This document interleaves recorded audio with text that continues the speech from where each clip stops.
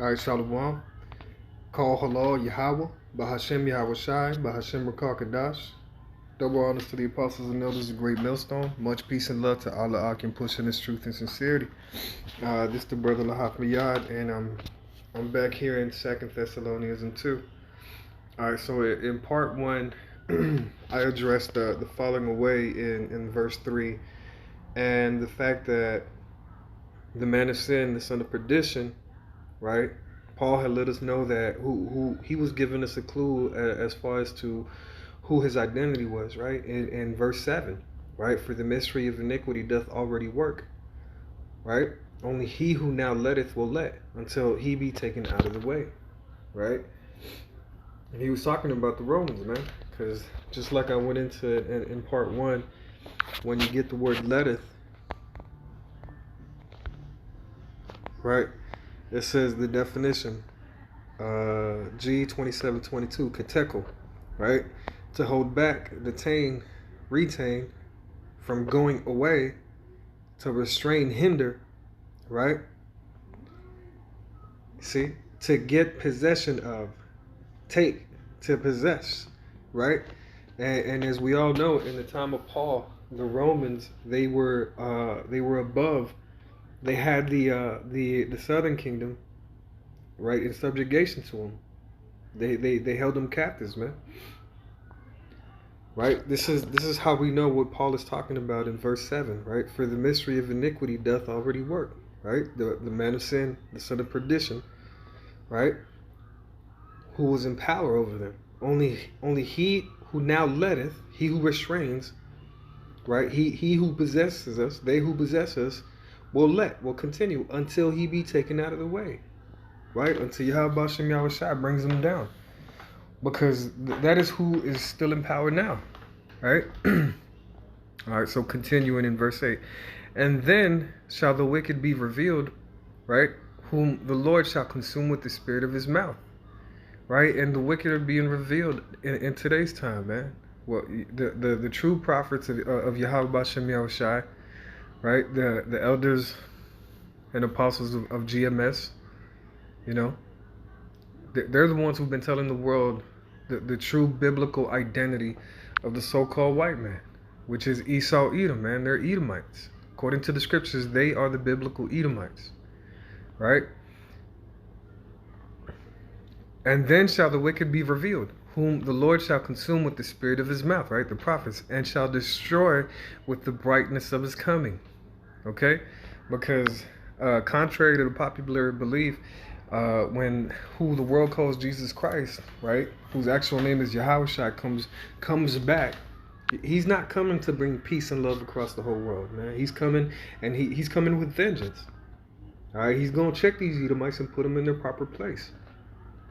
Isaiah 63. Who is that cometh from Edom with dyed garments from Basra? This that is glorious in his apparel, traveling in the greatness of his strength. I that speak in righteousness, mighty to save. You see? They're asking, who is it that cometh with dyed garments from Basra? Right? Why is his garments dyed? All right? Verse 2, wherefore art thou red in thine apparel, and thy garments like him that treadeth the wine fat? Right? The wine fat, what is that? That back then, in old times, they had these big tubs where they would basically stomp on grapes to make wine, right? And you can just imagine if how that would stain your clothing, right? I have trodden the winepress alone, and of the people there was none with me. For I will tread them in my anger, and trample them in my fury. And their blood shall be sprinkled upon my garments, and I will stain all my raiment. All right, this is talking about Yahushua, who the world calls Jesus Christ, man. When he comes back, he's coming with vengeance and fury on these Edomites. All right? He ain't coming to bring peace. He's not coming to bring love, man. He's coming to bring sword. Isaiah 47. All right? Come down and sit in the dust, O virgin daughter of Babylon. This is America, right? Mystery Babylon, right? The great whore, right? The ancient, the revived Roman Empire. This is who it's talking about when it says virgin daughter of Babylon. Sit in the ground. There's no throne, O daughter of the Chaldeans. right? The Chaldeans are the elites of this society. These elite Edomites, man, who are sorcerers. They push their witchcraft across the whole face of the earth, man, and everybody's believing in them. All right, for thou shalt no more be called tender and delicate. Take the millstones and grind meal, uncover thy locks, make bare the legs, uncover the thigh, pass over the rivers. Right, and it's the true prophets of Yahweh Bashem Yahushai who are exposing these Edomites, man. All right, the so-called white man. All right, letting the world know about true biblical nationalities. All right, the nationalities that we've come to know them as we know them today are not true. All right, the so-called white man actually goes back to the biblical Edomites. All right, thy nakedness shall be uncovered, yea, thy shame shall be seen. I will take vengeance, and I will not meet thee as a man. All right, and this is Yahushua, man. When Yahushua comes back, he's going to come in his full glory that the Father gave him. All right, and it's going to be beautiful, man. It's going to be a beautiful thing for us, all right, for the nation of Israel, man, the so-called Negro, so-called Hispanic, so-called Native Americans, man, along with the Israelite foreigners, all right? And it's going to be a fearful thing, all right, for 2/3 of our own people, for these Edomites and the heathen nations who have helped, all right, these Edomites keep us in such a low state. All right, everybody's going to have to pay for what they've done, for the captivity, for the enslavement, all right, that they've put on the nation of Israel. Right? So going back to 2 Thessalonians 2:2, right?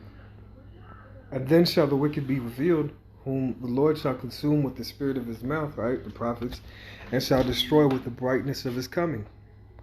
Right? Even him whose coming is after the working of Satan. Right? These Edomites, man, because that's whose work they do, man. Right? They're doing the work of Satan on the face of the earth. They are the Antichrist. Okay? They are opposite to everything that Yahweh Bashem Yahushai stands for. Right? And this is the reason why within this society, you know, it's nothing but wickedness, man. You find nothing but immoral people. You know, it's nothing but confusion in this land. Even him whose coming is after the working of Satan with all power and signs and lying wonders, and with all deceivableness of unrighteousness in them that perish, because they receive not the love of the truth, that they might be saved. And this is going into our people, man, specifically 2/3 of our people who don't want to believe the truth, who don't believe that they have a standard that they should keep, right? Who don't believe that Yahweh, right, the Father, right, favors them above all the people on the face of the earth, man. They sincerely believe that there's nothing wrong with their condition. There's nothing wrong with the current position that they hold here on earth. The so-called white man being above them is perfectly good. It's fine, right? Everything about the society being okay. If that's the state, if that's the spirit that you're in, man, it's a good indicator of who you are. All right, verse 11, and for this cause the Most High shall send them strong delusion, that they should believe a lie, that they all might be damned who believed not the truth, but had pleasure in unrighteousness, man. You see, and this is the reason why our people can't seem to let go of these, doctrines of men, these false philosophies that are found here, that are pushed here on earth, man. Because at the end of the day, it takes the spirit. It takes Yahweh Bashem Yahushai to be dealing with you in order for you to break away from all these false teachings, man, and come to the truth. Be able to actually receive true understanding from the scriptures. You know, but 2/3 of our people have, you know, that's going to be their inheritance, man, to receive damnation, to never be able to see what actual truth is. You know, and along with the fact that, you know, what they teach within these doctrines of men, you know, and the one that's at the forefront of this is Esau Edom, and the so-called white man is the one who pushes all these false doctrines, man. Like the Antichrist just being one man, right? Well, another thing that they teach is they're waiting for a revived Roman Empire to come into power, right? And from it, 10 kings are going to be ruling from that revived Roman Empire, and then the Antichrist is going to rise to power, right? But that's not the case. That's not what you get. That's not the truth of the scriptures, man. See, there is going to be a revived Roman Empire, and you first hear about that and you first read about it in Daniel 2, right? Because in Daniel 2, what it's going into is going into the dream that Nebuchadnezzar had, right? About the statue. Let's see. Okay, verse 37. Thou, O king, art a king of kings, for the Most High of heaven hath given thee a kingdom, power, and strength, and glory. And wheresoever the children of men dwell, the beasts of the field and the fowls of heaven hath he given into thine hand, and hath made thee ruler over them all. Thou art this head of gold. All right, this was Daniel letting Nebuchadnezzar know that within his dream, the Babylonian Empire, which he was currently king of, represented the golden head, the gold, the head of gold, right? Verse 39, and after thee shall arise another kingdom inferior to thee, right? That was the Medo-Persian Empire, the second one in line. And another third kingdom of brass, right? That was the Greeks, right? Which shall bear rule over all the earth, right? Now this right here is going into, verse 40 is going into ancient Rome. And the fourth kingdom shall be strong as iron, for as much as iron breaketh in pieces, and subdueth all things, and as iron that breaketh all these, shall it break in pieces and bruise. Right? Like I said, this is the ancient Roman Empire, the legs of iron. Now this right here, this verse 41 through 43, this is talking about the revived Roman Empire, the divided kingdom. All right. And whereas thou sawest the feet and toes, part of potter's clay and part of iron, the kingdom shall be divided, but there shall be in it of the strength of the iron, for as much as thou sawest the iron mixed with miry clay. Right? And as the toes of the feet were part of iron and the part of clay, so the kingdom shall be partly strong and partly broken.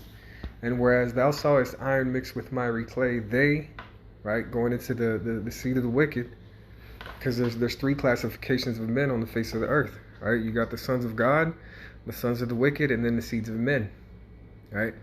And verse 43, and whereas thou sawest iron mixed with miry clay, they shall mingle themselves with the seed of men, right? The seeds of the wicked shall mingle themselves with the seed of men, but they shall not cleave one to another, even as iron is not mixed with clay.